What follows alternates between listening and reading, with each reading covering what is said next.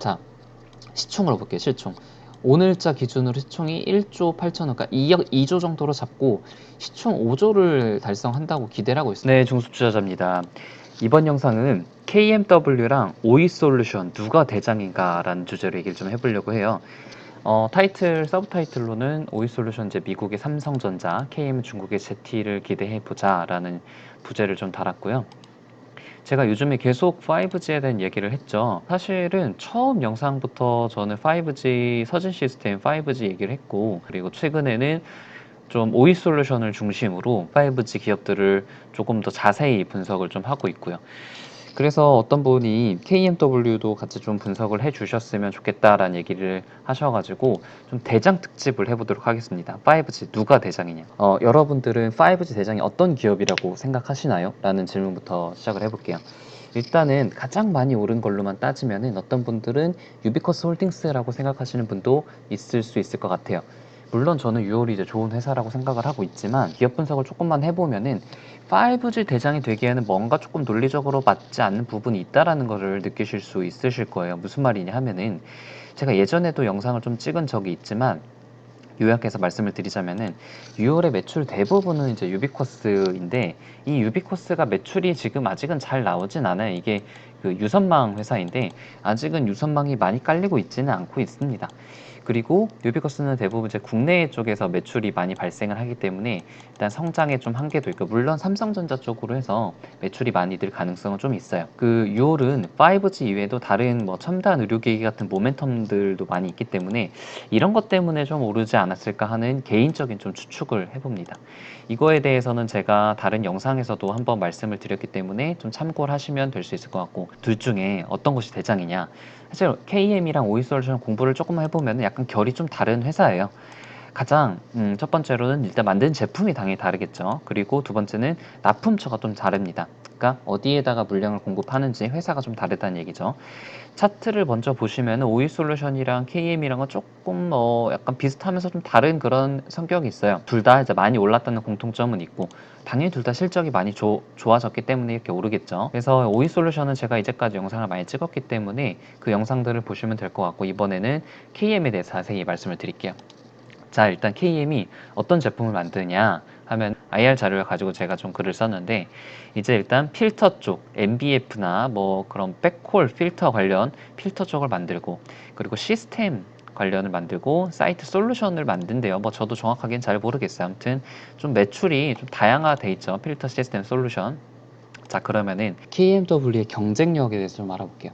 일단은 그 MBF라는 필터가 있어요. MBF라는 그 장비, 5G 장비에 들어간 필터가 있는데 이게 4G에 비해서 일단은 개수가 굉장히 많이 씁니다. 기지국 개수 자체도 4G 대비해서 2배 이상, 뭐 거의 뭐 한 4배, 4배 이상이라고 말하는 데도 있죠. 그런데다가 장비 하나당 필터 개수가 8배 이상 증가를 해요. 그러니까 기지국이 2배 이상 증가를 하고 필터가 8배 이상 증가를 하니까 최소 16배 이상의 필터가 들어가는 거죠. MBF라는 필터가. 그러니까 엄청나게 많이 쓰이는 거예요. MBF라는 필터가. 그리고 대량 양산 캐파가 요구가 되기 때문에 지금 나중에 뒤에 좀 말씀을 드리겠지만 지금 양산 시스템을 좀 구축을 하고 있다고 해요. 공장 증설을 좀 하고 있습니다. KMW가. 자, 그래서 현재는 1세대 양산 라인, 그러니까 한 다품종 소량 생산으로 10만 개 규모의 공장이 있는데 지금 2세대 양산 라인이 본사에 한 대가 있고 중국에 2대가 있는데 이거를 30대 추가 증설을 한다고 해요. 그래서 제가 IR에 오늘 전화를 해보니까 올해 말 정도에 완공 예정이라고 하고, 오이솔루션은 그때 제가 며칠 전에 전화해봤을 때는 특별히 공장 증설 계획은 없다고 합니다. MBF가 엄청나게 많이 필요하다는 건 알겠어요. 그러면 얼마나 많이 생산을 할 수 있느냐.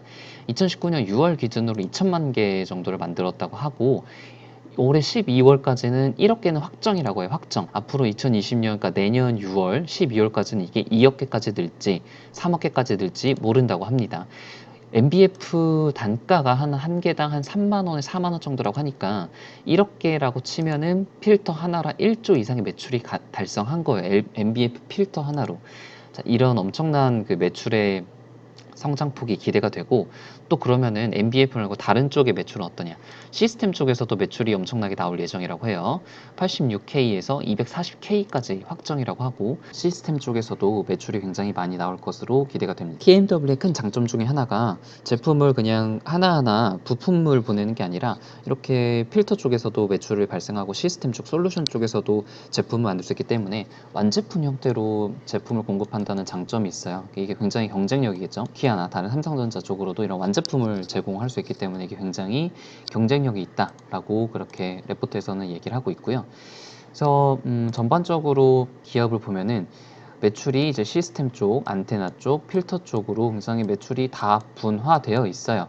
이제 오일 솔루션 같은 경우는 그때도 말씀드렸다시피 이제 무선망 쪽에서 매출 대부분이 발생이 되고, 그 중에서 이제 25기가 BPS 쪽, 그리고 국내 쪽에서 매출이 많이 발생되는 그런 차이를 보이고 있습니다. 자, 그러면 이제 어떤 회사랑 협력을 하고 있는지 알아볼게요.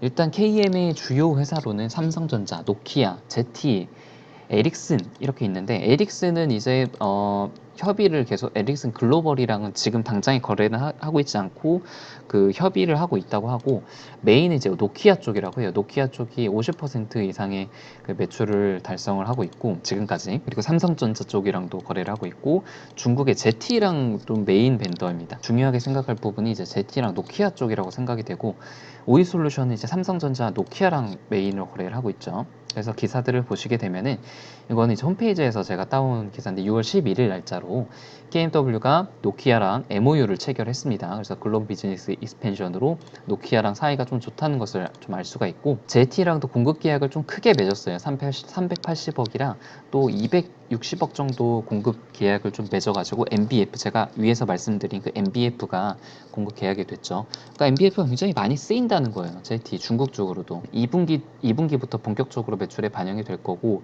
2020년이 더 기대가 된다라고 되어 있습니다. 자, 그러면 ZTE가 중국에서 어느 정도 영향력이 있는지 좀 알아볼 필요가 있는데요. 중국에서 점유율이 가장 높은 것은 당연히 화웨이예요. 화웨이. 그 다음이 근데 이제 ZTE예요. 점유율이 ZTE도 상당히 높은데, ZTE가 한 35% 정도 점유율을 차지하고 있으니까 상당히 크죠. 중국 시장이 큰데 그 중에 35%를 차지하고 있으니까. 근데 KM이 이 ZTE의 1차 벤더예요. 1차 벤더. KM이 중국 ZTE 필터류 1차 공급 업체이다. 그래서 KM의 ZTE의 점유율이 60% 이상 다다를 것이다. 그러니까 ZTE가 많이 그 5G 기술국을 많이 만들고 점유율 확대를 해 나가면은 KM도 당연히 그거에 대한 수혜를 많이 볼 수 있겠죠.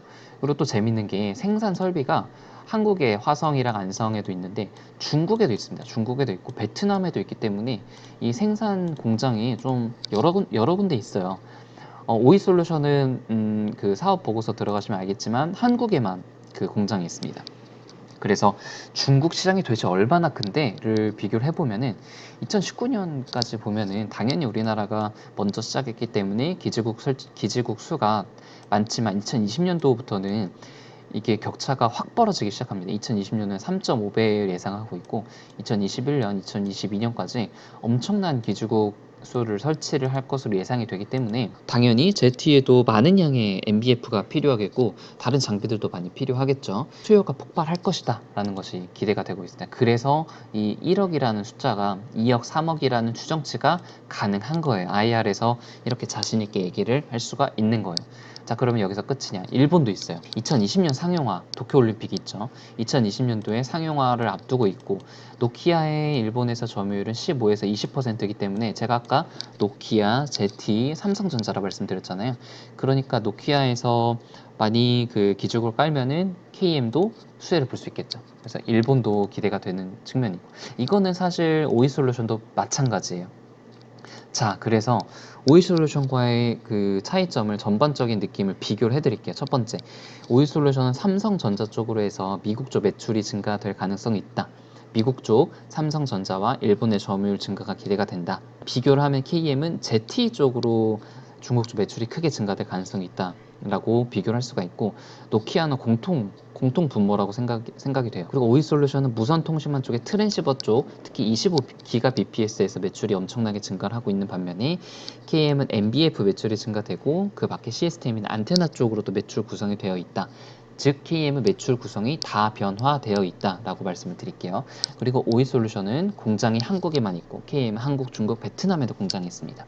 뭐 매출처의 다변화, 다양성의 그런 장점이 있습니다. 자, 그러면은 목표 주가를 얼마로 잡아야 될까요? 일단 가장 최근에 나온 레포트 기준으로 말씀을 드리면은 이게 지금 현재 주가가 48,000원이고 여기서 나온 목표 주가가 이제 56,000원이라고 얘기를 하고 있어요. 그러니까 상승 여력이 뭐 생각보다 많진 않죠. 뭐 플러스 10,000원이니까. 근데 자, 시총으로 볼게요. 시총. 오늘자 기준으로 시총이 1조 8천억, 그러니까 2조 정도로 잡고 시총 5조를 달성한다고 기대를 하고 있어요. 그러니까 5조니까 뭐 2.5배죠. 시총으로만 따지면 그러니까 주가가 앞으로도 2.5배 이상 오를 수 있다는 그런 가능성을 내비친 리포트예요. 만약에 실적대로만 나와준다면, 예상대로만 나와준다면, 그리고 특별한 악재가 없다면 시총 기준으로 2배 이상 갈 수 있다는 그런 전망을 내비치고 있습니다. 그래서 어디가 좋다는 거냐, 나의 중소투자자의 생각은 좀 어떠냐. 솔직히 말해가지고 둘 다 좋습니다. 둘이 많이 오른 놈이 좋은 거죠. 제 객관적으로만 보자면은 KEM이 솔직히 좀 좋아 보여요. 왜냐면은 매출처도 조금 더 다양한 것 같고, 중국 수혜도 좀 더 크게 받을 수 있을 것 같고, 공장 증설에 대한 이슈도 있고 꽤 좋아 보이는데, 지금 차트 오르는 것만 보면 오일솔루션이 뭔가가 좀 있는 것 같기도 해요. 제가 지금까지 파악하지 못한 그런 어떤 장점이 있기 때문에 이렇게 많이 가는 것 같기도 한데, 저는 뭐가 더 갈지 모르기 때문에 둘 다 가지고 있어요. 둘 다 가지고 있어서 둘 다 수혜를 받으면 좋겠다라는 그런 개인적인 생각을 좀 가지고 있습니다. 아무튼 선택은 본인의 몫이고, 제가 이제 분석한 거는 좀 참고만 해주시고 본인도 이렇게 분석을 하면서 정리를 꼭 하셨으면 좋겠습니다. 여기까지가 이제 KMW에 대한 저의 기업 분석이고, 네, 좀 다음 영상은 제가 예전에도 한번 말씀드렸다시피 이제 썰을 한번 좀 풀어드리려고 해요. 썰을 제가 유료방에 가입했던 썰을 한번 좀 풀어드리려고 하고, 그리고 제가 지금 포트폴리오를 조금 변경한 것에 대해서도 추가 영상을 좀 찍도록 하겠습니다. 구독하기, 좋아요 많이 눌러주시면 감사드릴게요. 네, 이상입니다.